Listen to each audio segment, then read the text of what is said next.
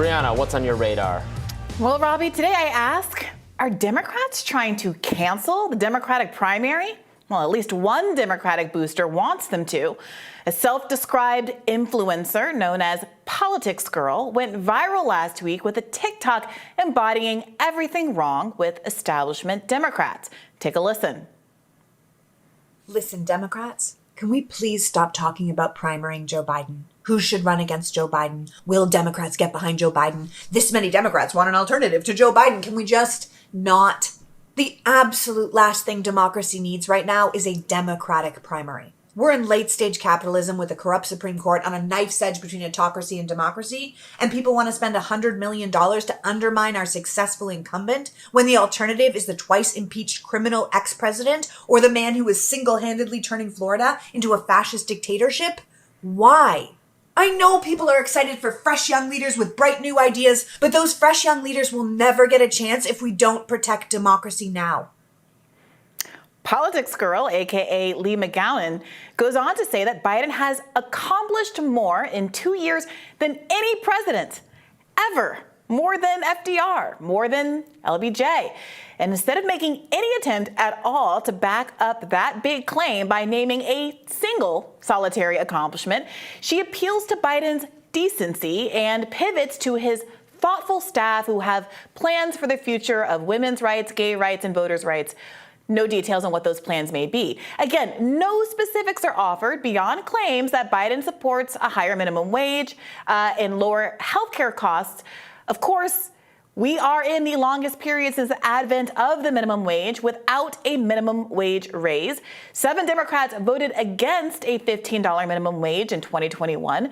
And Biden made it clear during the pandemic, no less, that if Congress did manage to pass universal health care, a plan which 88% of Democrats and 49% of Republicans support, he'd veto it. But the implication of Lee McGowan's approach is clear. As long as Biden is seen to be better than his Republican counterpart, even incrementally, Democrats shouldn't ask whether he's the best America has to offer, or more importantly, whether any other candidates are better for them and their interests. Now, this video seems to be an obvious dig at Marianne Williamson, who to date is the only Democrat to challenge Joe Biden's presumptive run. Lee offers a much softer touch than the women of The View, who had this to say about Marianne Williamson recently. So now I'm not feeling her crystals and her aura. Okay, stuff. You know something, a couple of things. Number one, Marianne Williamson has the sense of humor of this cup. And despite being slightly more subtle than the women at The View, this video still was deeply triggering to lots of leftists who, I argue, are triggered because they have a better understanding of how power and corruption work in this country than liberals, and consequently see the constant push to vote blue, no matter who, as part of an incentive structure that produces underwhelming candidates who betray their campaign promises and, most importantly, betray the working class. And the hypocrisy is nauseating. Politics Girl stresses the importance of environmental protections. And while it's true that Biden made some marginal progress by undoing Trump's anti-climate orders and passing certain climate investments via Build Back Better, his recent drilling grant in the Arctic, known as the Willow Project, directly contradicts his promise not to drill on federal lands and will produce as much carbon dioxide as is released by 65 coal-fired power plants each year, or 51 million gas-powered cars over a 30-year span. It's a move backward from 2050 net zero emissions goals, and it directly threatens the health of local communities who will be sacrificed on the altar of big business, just like the residents of East Palestine. Still, Politic Girl insists that we must vote for Joe Biden, stressing of all things his foreign policy leadership. Let's listen to a little bit more if you can stomach it. It could be argued that the biggest reason democracy is winning in this David and Goliath story in Ukraine is because Joe Biden had the foreign policy experience and humility to gather world leaders together and build a coalition to support them. He can run on all of that. We don't need to replace him. We need to spend our time and money giving him a bigger majority in Congress so he can get even more accomplished. What a pitch. Look, this particular point is hard to swallow in light of reports that the U.S. has repeatedly attempted to undermine peace negotiations in Ukraine since Russia's invasion a year ago. Reports that we've been credibly accused of attacking the energy infrastructure of a major ally in order to force them to commit to fighting with us to the last Ukrainian, that's Nord Stream, of course, and the fact that China's Xi Jinping visited Moscow this week to negotiate peace with Putin, while Biden rejects the possibility of a ceasefire. But I doubt any of these arguments would carry much weight with Politics Girl. Her theory of change was made clear in that last segment. To the extent Biden has not lived up to expectations, it's because, in her view, he lacked sufficient majorities in Congress. If Democrats just vote harder, they'll be blessed with an even better Biden the next time around, or so the saying goes. Now, this reasoning holds only if you trust the underlying premise that Joe Biden wants to do better, but his hands are tied.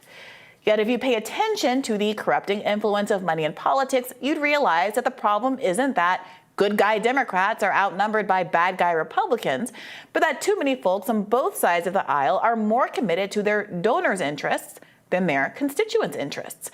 There's basically no relationship between what the people want and what Congress does, not because the people are divided from each other, but because elites in Congress are divided from workers by their class interests and their corporate commitments.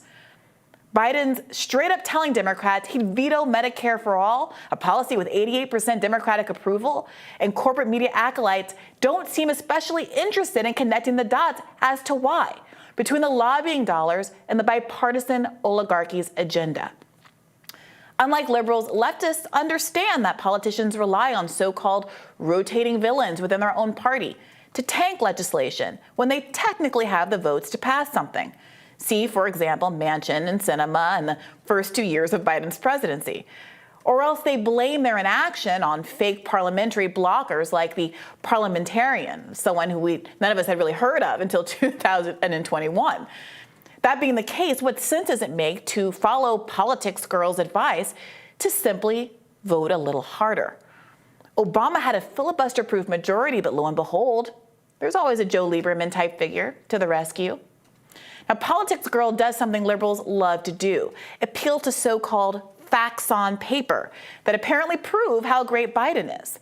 The reason people don't like him, according to this logic, isn't because of any failing of his own, but because of, quote, lying propaganda networks selling us on the idea that he is a demented, evil pedophile trying to run the country. Holy straw man, Batman. Now, I have my issues with Biden, but I assure you, none of them are that I think he's a pedophile. That's nowhere near the top of my list. If we just want, I'm sorry, healthcare, please, sir, we have a little bit of healthcare. I mean, Politics Girl could at least pretend to engage with the material concerns of a disaffected working public, but she won't. Look, Politics Girl isn't wrong about the stakes here. Republicans are banning Toni Morrison and trying to bring back child labor to loosen a tight labor market in which workers actually have a little bit of power right now, and to pass a federal ban on abortion. Won't somebody think of the children as right? But as I asked Noam Chomsky once in a viral pre-2020 election interview, when does all of this vote blue no matter who finally end? What are the long-term consequences of everybody on the broad left, Democrats, liberals, everyone, saying that under any circumstances, we will vote for a Democratic candidate as long as they are incrementally better than the Republican candidate? Does that way of thinking contribute to the rightward shift of the Democratic Party over years? And what mechanism will ever stop that shift if we're not willing to ever, under any circumstances, leverage our votes?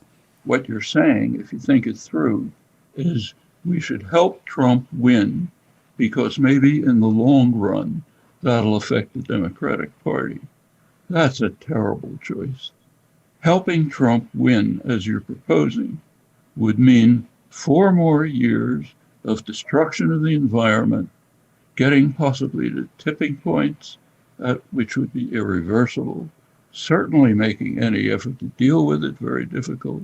It would mean stacking the judiciary with young, ultra-right lawyers, top to bottom, so that nothing would be possibly done for a generation. Now, reasonable minds can and did disagree here, but I did not feel I got a satisfying answer. I do not think it's satisfying to be told that you're helping Trump win, because every 4 years there's going to be some Trump-like figure for whom their election will yield real consequences, negative consequences for a left agenda. And like Politics Girl, Chomsky seemed unwilling to contend with whether validating a system that, according to experts, is completely untethered from real democracy, a system which in fact fails to represent the people in the least, is part of the problem.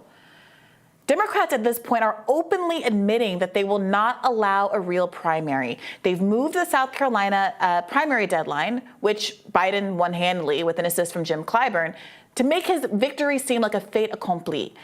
And the DNC may not allow Williamson to even have the opportunity to debate Joe Biden at all.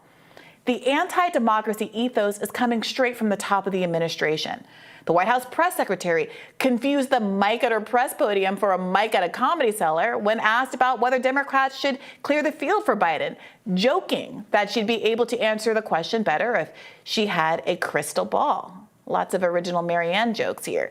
But it takes no great powers of prediction to guess what will happen if the Democratic Party continues to abuse its base. Only 12% of Democrats want Biden to lead the party. In 2016, Democrats ignored a deeply unpopular candidate and, according to Democratic insider Donna Brazile, rigged the race against Bernie Sanders. And to what effect? What happened in 2016? Meanwhile, the right has a much higher tolerance level for ideological diversity. Its right flank forced to the vote over the House Speaker and won powerful concessions that left electeds should be envious of. But they're not. Instead, House progressives who once claimed to center issues like universal health care have pre-endorsed Biden before Biden has even committed to running. When I asked Representative Ro Khanna why on a recent episode of my podcast, Bad Faith, this is what he had to say. It's still so early in the game. Why commit, I would argue, prematurely to voting and endorsing for Joe Biden? I said that the person I would support would be Bernie Sanders, but given that he has said that he's not running, I think that the president has done a lot of things that have been more progressive than I anticipated. I mean, the climate bill that he ended up passing, the sense that the Build Back Better, even though it didn't get passed for universal child care, $15 wage. So I think he has won confidence from a lot of progressives in adopting significant chunks of Elizabeth Warren and Bernie Sanders' his agenda. And I'm going to support him for re-election. That said, some of the attacks I've seen, at least online, on Marianne Williamson are totally beyond the pale. I mean, a democracy should have competition, and if someone wants to run on ideas, that's their right. Now, I appreciate him saying that Marianne has the right to participate in a primary, but my goodness, that's a low bar. I hate to say it, but all of that, Biden exceeded expectations talk sounds an awful lot like a softer version of what Politics Girl has to say. And I think it's no accident. Politics Girl simply distilled the vote blue, no matter who logic that has led to a Democratic Party that no longer pretends to care what its constituents think. Just suck it up and vote. Chomsky told me that not voting gets you Trump. It's possible, however, that voting for corporate candidates on both sides of the aisle guarantees that the best we can ever hope for is only incrementally better than that. And I'm afraid that too many Americans can't survive incrementally better than the status quo for much longer. Well, look, I do agree with you that the whole kind of what's the threat of having someone challenge Biden? I mean, he is overwhelmingly likely to be the Democratic nominee for president again, no matter what anyone on the left does. So challenging him, putting a little bit of pressure on him to have different policies if you want him to have different policies.